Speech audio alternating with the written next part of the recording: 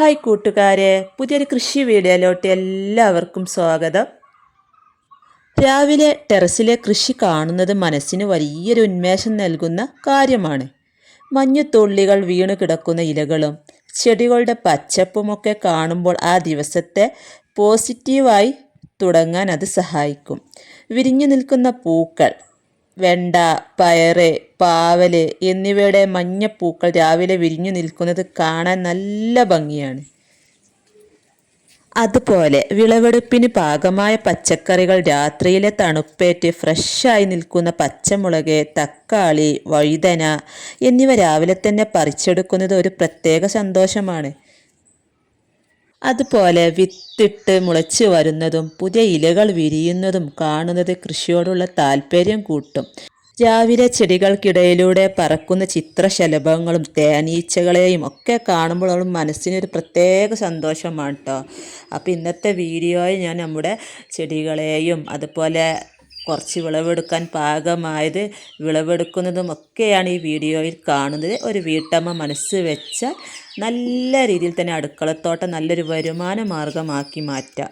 അപ്പം നല്ല രീതിയിൽ തന്നെ നമ്മൾ പരിപാലിച്ച് കഴിഞ്ഞാൽ നമുക്ക് വേണ്ടതായ പച്ചക്കറികളൊക്കെ നമുക്ക് അതിൽ നിന്ന് വിളവെടുക്കാനായിട്ട് സാധിക്കും. അപ്പോൾ അതെങ്ങനെയാണെന്നൊക്കെ നോക്കാം.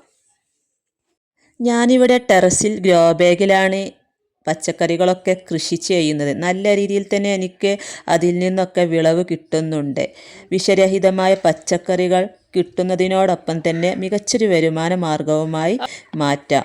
ഇതുപോലെയൊക്കെ നട്ടുപിടിപ്പിച്ചാൽ കടകളിൽ നിന്ന് വലിയ വില കൊടുത്തൊന്നും നമ്മൾ പച്ചക്കറികൾ വാങ്ങിക്കേണ്ട ആവശ്യമില്ല.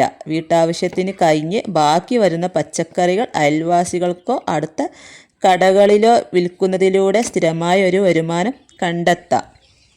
അപ്പോൾ അതാ നമുക്ക് ആദ്യം തന്നെ കുറച്ച് വഴുതനയാണ് കേട്ടോ വിളവെടുക്കുന്നത്. ഓരോ വിളവെടുപ്പിൻ്റെയും വീഡിയോ ഞാൻ മുമ്പുള്ള വീഡിയോയിൽ ഇട്ടിട്ടുണ്ട്. കാണാത്തവരുണ്ടെങ്കിൽ അതൊന്ന് കണ്ടു നോക്കുക. ഇതുവരെ എൻ്റെ ചാനൽ സബ്സ്ക്രൈബ് ചെയ്യാതെ കാണുന്നവരുണ്ടെങ്കിൽ ചാനലൊന്ന് സബ്സ്ക്രൈബ് ചെയ്യുക.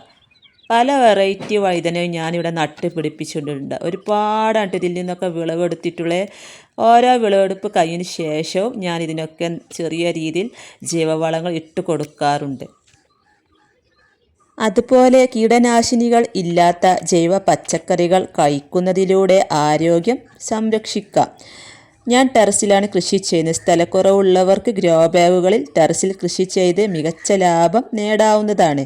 നല്ല ഇനം പച്ചക്കറി വിത്തുകളും തൈകളും ഉൽപ്പാദിപ്പിച്ച് വിൽക്കുന്നതും മികച്ചൊരു വരുമാന മാർഗമാണ്. അതുപോലെ ജൈവവള നിർമ്മാണം, വീട്ടിലെ അടുക്കള അവശിഷ്ടങ്ങളിൽ നിന്ന് വളം നിർമ്മിച്ച് നമ്മുടെ ചെടികൾക്ക് വളമായിട്ട് തന്നെ ഇത് ഉപയോഗിക്കാം. ഒരുപാട് കമ്പോസ്റ്റൊക്കെ ഉണ്ടാക്കി നിങ്ങളുടെ കയ്യിലുണ്ടെങ്കിൽ അതും നമുക്ക് വിറ്റ് നല്ലൊരു വരുമാനം ഉണ്ടാക്കാം. കൃത്യമായ ആസൂത്രണം പരിപാലനവും ഉണ്ടെങ്കിൽ ഏതൊരു വീട്ടമ്മക്കും ഇതൊരു വലിയ വിജയമാക്കി മാറ്റാം. കിച്ചൺ വേസ്റ്റ് ഉപയോഗിച്ച് നിർമ്മിക്കുന്ന കമ്പോസ്റ്റ് അടുക്കളത്തോട്ടത്തിൽ ഏറ്റവും മികച്ചതാണ്. അതുപോലെ ചെടികൾ നടുമ്പോൾ കുറഞ്ഞത് 5-6 മണിക്കൂറെങ്കിലും വെയിൽ ലഭിക്കുന്ന സ്ഥലം വേണം തിരഞ്ഞെടുക്കാനായിട്ട്.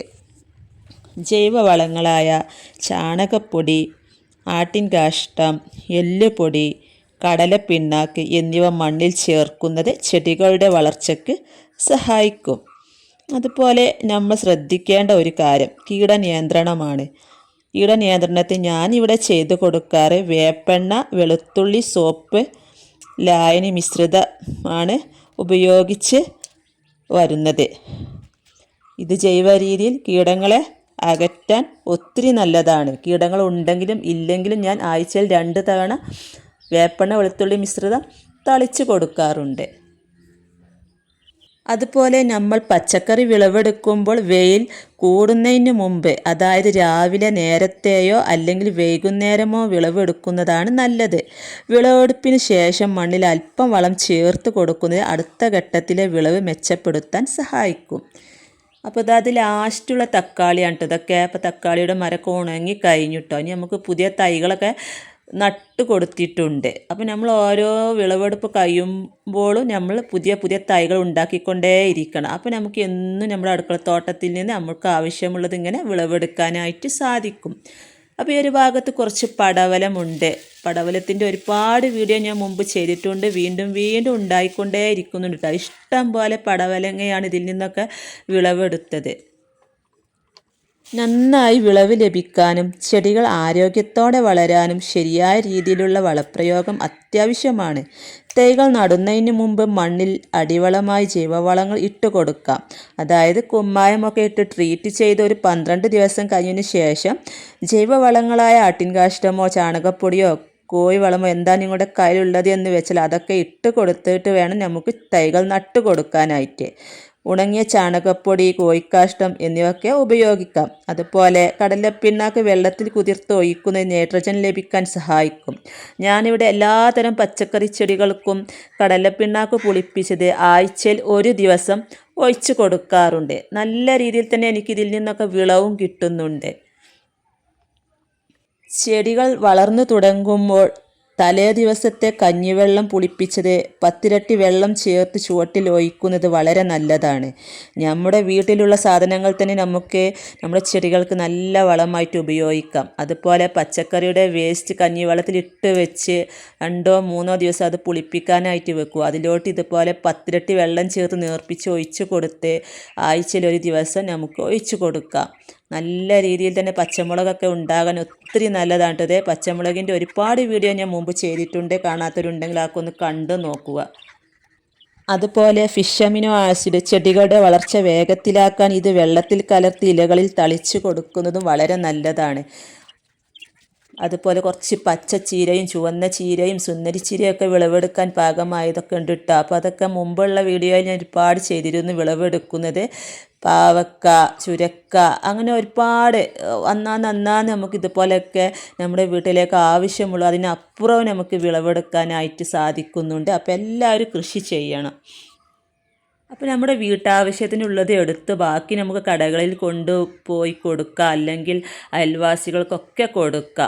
അപ്പോൾ ഒരുപാടൊന്നും വേണമെന്നില്ല. നമ്മളെ കൊണ്ട് കഴിയുന്നത് മാത്രം നമ്മൾ നട്ടുപിടിപ്പിക്കുക. എന്നാൽ നമുക്ക് വിഷമില്ലാത്ത പച്ചക്കറികൾ കഴിക്കുകയും ചെയ്യുക. എന്നും രാവിലെ എനിക്കിതുപോലെ വിളവെടുക്കാനായിട്ട് പറ്റുന്നുണ്ട്. നമ്മൾ ഓരോ വിളവെടുപ്പ് കഴിഞ്ഞാൽ കമ്പൊക്കെ ഒന്ന് പ്രൂൺ ചെയ്ത് കൊടുക്കുക. അപ്പോൾ വീണ്ടും വീണ്ടും നിറയെ പൂക്കളും കായ്കളും ഉണ്ടായിക്കൊണ്ടേയിരിക്കും. അതുപോലെ തന്നെ ചെറിയ രീതിയിൽ വളമൊക്കെ ഇട്ട് കൊടുക്കുക. ഓരോ ആഴ്ചയിലും നമ്മൾ ചെടികളുടെ ചുവടൊക്കെ ഒന്ന് കളകളൊക്കെ ഉണ്ടെങ്കിൽ അതൊക്കെ ഒന്ന് പറിച്ച് മാറ്റി മണ്ണൊക്കെ ചെറുതായിട്ട് ഇങ്ങനെ ഇളക്കി കൊടുക്കുക. എങ്കിൽ നമ്മൾ കൊടുക്കുന്ന വളങ്ങളൊക്കെ അത് പെട്ടെന്ന് വേര് വലിച്ചെടുത്തോളൂ. അപ്പോൾ ഇത്രയുമാണ് ഇന്ന് ഞാൻ വിളവെടുത്തത് കേട്ടോ. പടവലം, പച്ചമുളക്, തക്കാളി, ചീര, ഇത്രയുമാണ് ഇന്ന് വിളവെടുത്ത്. ഇങ്ങനെ ഓരോ ദിവസവും നമുക്ക് ഓരോ തരം പച്ചക്കറികളും വിളവെടുക്കാനായിട്ട് കിട്ടുന്നുണ്ട്. അപ്പോൾ എല്ലാവരും കൃഷി ചെയ്യുക. ഇന്നത്തെ വീഡിയോ ഇഷ്ടമായ ലൈക്ക് ചെയ്യാനും ഷെയർ ചെയ്യാനും കമൻറ്റ് ചെയ്യാനും മറക്കരുത്.